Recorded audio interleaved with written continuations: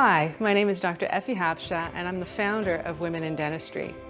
We are thrilled to announce that this year, the 14th Annual Women in Dentistry Symposium will be taking place on Friday, April the 5th. This year, we're excited to announce that we've expanded the symposium to include 3 workshops on Thursday, April the 4th.